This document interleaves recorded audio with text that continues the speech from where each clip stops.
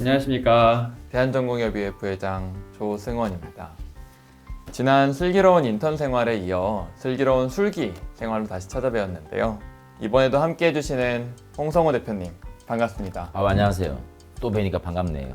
앞서 말씀드린 것처럼 이번에 술기 생활 관련해서 얘기를 좀 해보려고 하는데요. 홍성호 대표님 생각에 좀 까다로운 술기란 어떤 걸까요? 다 까다롭긴 까다롭잖아요. 이렇게 어쨌든 다 이렇게 한 잔 먹으면 직접 손을 대야 되는 게 대부분인데 그 중에서 상처 소독하고 할 때 하면서도 이렇게 좀 안 좋아지는 게 보이는데 이게 안 좋아지는 건지 아닌지 제대로 하는지 안 하는지 그런 게 약간 좀 의문스러울 때가 꽤 있었던 것 같아요. 다 처음 하는 거다 보니까 그렇죠. 술기라는 건 항상 긴장하게 만드는 것 같은데요. 그래서 오늘은 인턴일 때 알았더라면 좋았을 술기 꿀팁들을 좀 모아봤습니다. 그런가요? 오. 특별히 질문에 맞춰서 네. 전공 과목 선생님들께 다 자문도 받은 내용이라 귀 기울여서 잘 들어주시면 그러면 첫 번째 주제가 뭔가요, 그러면? 홍성호 대표님이 이야기해줬던 바로 그 상처 드레싱입니다. 대표님은 어떤 상처 드레싱을 할 때 좀 헷갈렸을까요? 보통 인턴 때면 아주 복잡한 소독은 안 시키고 괜찮은 부분을 좀 시키긴 했는데 내가 하고 있는 게 제대로 하고 있는 건지 잘 닦고 있는 건지 고민스러울 때가 많았던 것 같아요. 소독하는 그 종류에 따라서 목적이 다르다고 하는데 그렇죠. 맞을까요? 보통 소독하면 이제 깨끗하게 하기 위해서 클렌징 할 때 이제 노말 셀라인을 부어가지고 우리 삼출물이라든가 더러운 거 이제 씻어내고 베타딘 같은 거를 이렇게 몸 밖으로 그려나가면서 베타딘이 마르고 난 다음에 뭐 거즈라든가 이렇게 뭐 이렇게 여러 가지 걸 마무리를 하고 그렇게 했단 말이에요. 그렇죠. 그렇게 하는 게 보통 일반적이잖아요. 또 용도에 따라서는 좀 다른 드레싱도 있다고. 간단하게 상처 소독할 때 쓰는 건 보통 베타딘 많이 쓰지만 C라인 같은 경우에 약간 좀 감염이 되면 위험한 거 있잖아요. 그럴 때 보통 살균력이 또 상당히 강한 클로로헥시딘 같은 거를 써가지고 또 이게 소독을 많이 했거든요. 그럼 보통 일반인들이 알고 있는 알코올은 어디에 소독할 때 쓸까요? 알코올은 보통 마시죠, 보통 우리가. 알코올은 보통 우리가 이제 이렇게 가볍게 소독하고 그 샘플링 할 때, 그럴 때 많이 쓰긴 하죠, 이렇게. 다른 소독제들도 그런 주의사항들이 있을까요? 근데 이거는 진짜로 일반 인턴 분들이 잘 모를 수 있는데 귀찮으니까 막 베타딘 막 바르고 하면 그걸로 끝난다 생각한단 말이에요. 바를 때는 당연히 이게 막 살균, 뭐 박테리아 같은 거 이렇게 쓸어주는 효과는 있겠지만 얘가 마르면서 이제 살균력이 나오는 거잖아요. 그걸 모르고 이렇게 막 대충 이렇게 막 물감 칠하듯이 칠해놓고 이러한 소독이 이제 다 마치면은 어떤 드레싱 재료를 또 붙여주는 게 중요할까요? 건조되어 있는 그런 이제 드레싱 하는 경우도 있고 그다음에 수분하게 하는 드레싱 크게 두 개가 나눠지는 거죠. 거즈 같은 것만 발라가지고 이게 뭐 삼출마다 흡수하고 보호하고 그런 경우도 있는데 거즈 같은 경우는 가격이 되게 저렴하잖아요, 보면. 또 보면 또 좀 없어 보여요, 약간. 근데 그런 경우는 아주 심플하게 드레싱하고 별 문제가 안 생기는 경우, 그런 경우에 거즈 드레싱을 많이 하게 되는데 수분 같은 경우는 이렇게 약간 상대적으로 밀폐돼가지고 회복도 되게 빠르고 상처도 예쁘게 난단 말이에요. 감염이 생기고 약간 좀 막 상태가 안 좋아. 그럼 그걸 밖에서 틀어막아 버리면 안에서 이렇게 막 폭발하라고 하는 거잖아요. 그런 경우도 약간 피해야 되고 약간 그런 걸 또 이렇게 주의 깊게 생각을 해봐야 돼. 붙이는 폼 종류도 그때그때 예. 봐야 되는 걸까요? 폼은 이렇게 회사마다 종류가 워낙 다르잖아요, 보면. 그리고 두께도 다 다르고 이게 접착력이 있는 것도 있고 없는 것도 있기 때문에 그거는 이렇게 본인들이 쓰면서 그 상황이 맞는. 그리고 요즘 보면 그 병동에 보면 쓰는 드레싱 그 폼들이 다 정해져 있단 말이에요. 그 과에 맞춰진 게 잘 있는데 선생님 이거는 수변 드레싱이 맞는 것 같은데 거즈 드레싱 하고 계시네 그러면 영혼이 이제 끝까지 못 가는 거죠, 진짜. 그럼 대표님이 생각했을 땐 드레싱에서 가장 중요한 첫 번째는 뭘까요? 드레싱은 원래 소독을 하는 게 중요한 것도 있지만 소독을 하면서 이 환부를 보는 개념이거든요. 거즈를 뜯어가지고 보잖아요, 이렇게. 어이구, 잘 낫고 있네. 아니면 야, 이거 문제 생기겠는데? 벌어지겠는데? 이런 걸 보는 게 제일 중요한 거고 상처에 제일 안 좋은 게 상처가 이렇게 있으면 우리 삼출분 같은 게 막 나와가지고 막 딱지도 생기고 좀 더럽잖아. 요 더러운 게 균 감염이 제일 취약하거든요. 그래서 원래는 아주 이렇게 밀봉되고 이렇게 워터프루프하게 이렇게 이게 봉합이 되어 있다 치면 원래는 2, 3일 정도부터는 이게 물로 씻는 게 좋단 말이에요, 원래. 그렇다고 막 샤워를 막 할 수는 없잖아요, 환부를. 클렌징 개념으로 이제 노말 셀란 같은 거로 이게 삼출물 같은 거 그걸 깨끗하게 하는 게 가장 중요한 거고 그게 귀찮아가지고 안 하고 이게 약간 삼출물이 나와 있는데 베타딘 가스 닦고 하면 이만한 거 두꺼워져요, 계속. 혹시나 본인이 봤을 때 약간 좀 의심스럽고 좀 애매하다 싶으면 그 무조건 위에다 말을 해야 되죠, 당연히. 본인이 그 자꾸 책임감을 안고 다 갈 수는 없잖아요. 그래서 꼭 민현사한테 말하는 게 중요하다 생각됩니다. 맞습니다. 마지막에 가장 중요한 포인트까지 깔끔하게 정리를 해주셨네요. 네네네. 그러면 상처 드레싱에 대해서 우리가 충분히 이야기 나눠봤으니까 네. 내과 파트랑 T튜브 드레싱 내과 파트랑 T튜브 생뚱맞게 갑자기. 제가 또 미리 질문지를 받았다고 아, 했잖아요. 질문지를 받았다고 했네. 네. 근데 많은 인턴분들이 드레싱을 잘 모르겠다는 거랑 또 내과 파트랑 T튜브가 좀 무섭다 이렇게 이야기를 많이 해주시더라고요.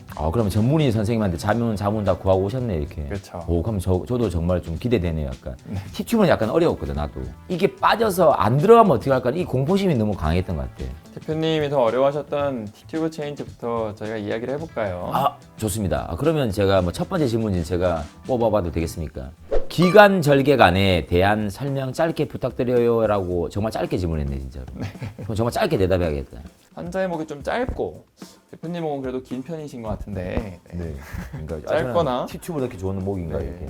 이게 좀 약간 굴곡이 이렇게 앞으로 되어 있는 사람들이 있죠. 네. 거북목처럼. 네. 그러면은 이게 좀 힘들 수 있기 때문에 목 뒤에 베개를 받쳐가지고 이렇게 신전을 목을 시켜주라고 이렇게, 되어 있어요. 오. 근데 이거 그런 팁은 있나요 혹시 그 트라케오스토미를 하고 난 다음에 얼마 정도 지나면 웬만하면 이게 구멍이 잘 만들어져 있으니까 그때는 넣어도 된다. 혹시 그런 답변 온 거 있나요? 그런 것도 있습니다. 네네. 바로 트라키오스토미 한 지 일주 이내의 환자들을 조심해야 된다고 하는데요. 일주 이내. 네.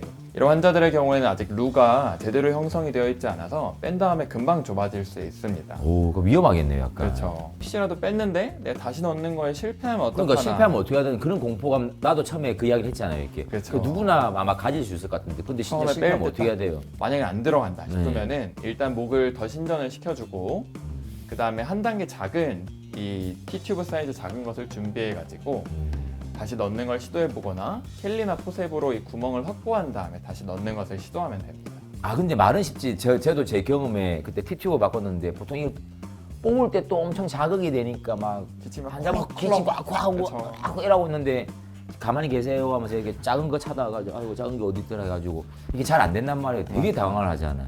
제대로 들어왔는지 안 들어왔는지도 모르는 상태에서 어떻게 억지 넣었는데 막 환자분은 말도 못하지 막 꺽꺽 하는데 막 산소 포화도 막 뚝뚝 떨어지지 막 삑삑삑 거리잖아요. 또 이게 막 소리 같은 게 막 협착음이 막 들릴 때가 있단 말이에요. 뭐 그럴 때는 또 어떻게 해야 되나요? 일단 산소 포화도가 떨어지면은 네. T튜브가 제대로 안 들어간 그렇죠. 가능성이 높습니다. 그럴 때는 이 트라키아 내강으로 들어간 게 아니라 이 소프트 티슈로 잘못 들어간 경우가 아이고. 있어요. 그럴 때는 막 당황해가지고 T튜브를 어떻게든 막 공기를 밀어 넣어줘야 된다고 생각해서 T튜브로 엠브백잉을 하는 경우가 있는데 네. 그러면 emphysema가 발생하기 때문에 어이구. 좀 더 위험해질 수 있습니다. 그럴 때는 오히려 이 마스크로 엠브백잉을 해주면서 오히려 네, 산소를 집어넣어주고 그리고 빠르게 이비인후과 선생님을 불러달라고 당직 선생님을 불러달라고 하고 기다리는 게 중요합니다. 야, 이거 선생님 부르는 게 제일 중요하네. 그렇죠. 그리고 저는 옛날에 보면 이런 거 바깥 끼울 때는 혹시 주변에 막 돌아다니는 이 고년차들이 막 이게 출몰하잖아 이렇게. 그때 바깥 끼우는 거예요. 혹시라도 그렇지, 사고 날까 봐 치면 바로 달려올 수 네, 있게. 바로 달려올 수 있게끔 그렇게 약간 했던 것도 약간 하나 팁이었던 것 같아요. 이제 마지막 술기 파트. 아, 네. 대망의 내과 파트가 남았나요? 그렇죠. 예. 복수천자 질문이네요. 야, 복수천자 초음파를 보고 찌를 때 팁이나 주의사항이 있을까요? 복수 천자니까 생각나는 게 그 누구나 한번 경험해봤을 거예요. 보면 우리가 생각했던 노란 물이 나와야 되는데 복수가 나와야 되는데 피가 나올 때가 있었단 말이에요. 그럴 때 대응해가지고 이거 빼야 되나 말아야 되나 하면서 약간 한참을 고민했던 기억이 좀 나네요. 근데. 그럴 때는 이 복수천자 할 때 네네. 그 위치에 큐빅 튜버클 외측에서부터 네네. 인페리어 에피가스틱 알테리가 올라가고 있기 때문에 아, 이 3mm짜리의 큰 혈관이 건드려질 수가 있는 거거든요. 잘못 건드렸네 이게. 그렇죠. 그냥 화가 난 거네 완전히 그냥. 만약에 프레시한 색깔이 나오면은 혈관을 건드린 거라서 빨리 빼고 컴프레션을 좀 해줘야 됩니다.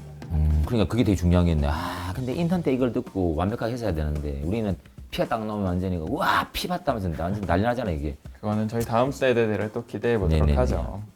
이런 마음을 담아 인턴할 때 알면 좋을 술기 또 네네. 질문을 더 뽑아볼까요? 아, 예, 좋습니다. 전공의로서 인턴이 자주 한다고 느껴지는 실수나 인턴이 이것만큼은 꼭 주의해줬으면 좋겠다 하는 게 있나요? 하라고 이렇게 하는데 라인을 잘못 뽑는 경우가 꼭 있다고 대박이네, 합니다. 대박 완전히. 아, 주치의가 이제 애써가지고 드디어 이제 이 라인 안 써도 되겠다. 이제 그 라인은 뺍시다 해서 이제 오더를 냈는데 뭐 C 라인, A 라인, 막 PICC 여러 가지가 막 다 달려 그렇죠, 다 있잖아요. 있는데. 근데 인턴이 그것 중에 하나를 잘못 뽑는 거예요. 그러면 이제 또 막 영상학과에 연락을 해야 되나, 뭐 C 라인을 막 다시 대박이죠. 넣어야 되나 난리가 나죠. 그래서 이때 헷갈린다면 절대로 그냥 이거겠다 싶고 뽑지 마시고 꼭 간호사한테 한번 확인을 해야 됩니다. 이 라인을 빼는 게 맞는지 그 오더가 맞는지. 둘 다 헷갈리면 어떡하죠? 간호사도 헷갈리고. 그러면 이제 큰일 나는 아까 거죠. 간호사도 이제 피곤해가지고 막 주치의한테 혼나야 됩니다. 주치까지 갑자기 헷갈린 거야.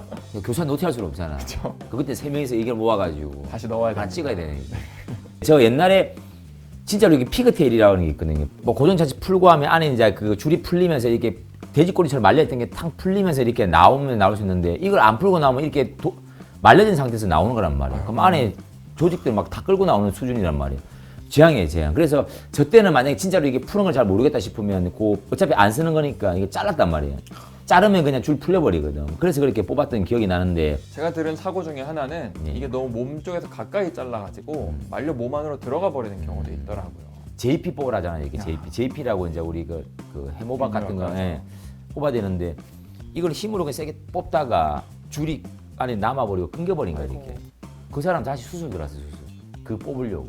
물론 그 친구가 잘못한 건 아니잖아요. 단지 좀 힘이 셌을 뿐인데 또 비뇨학과니까 하나 말씀드리는데 우리 PCN 들어가는 경우도 있고 이게 그렇죠. 더블제 다른 가태가 들어갈 수 상태가. 있는데 요게 뽑을 때는 꼭 엑스레이 찍어서 확인을 해야 돼. 아니면 왜 그러냐면 이게 그 PCN하고 그다음에 더블제가 이렇게 맞물려 있는 경우 있거든요. 아이고. 근데 그냥 뽑다가 이거 데리고 나오다가 같이 따라 나오면 차라리 괜찮은데 나오다가 얘도 어정쩡하게 중간에서 이렇게 몸 안을 박혀버리고 이런 경우가 왕왕 있어요 진짜. 그래서 그런 거 진짜로 주의를 하시는 게 맞는 것 같아요 진짜. 유튜브에 좀 검색을 해봤는데 PCD 회사마다 이 스트링이 어떻게 풀리는지 그 방법을 끝을 어떻게 뭐 돌린다, 뭐 끝을 푼다, 뭐 이런 고집이 스트링 있네, 푸는 게 얘들도. 하나씩 또 있더라고요. 그래서 이렇게 좀 헷갈릴 때는 그래도 예전보다 확실히 자료가 많아졌으니까 네. 유튜브 검색, 또 인터넷 검색을 적극적으로 활용하면서 확실하게 알고 그렇게 뽑으러 가는 게 가장 중요할 것 같더라고요. 그렇죠.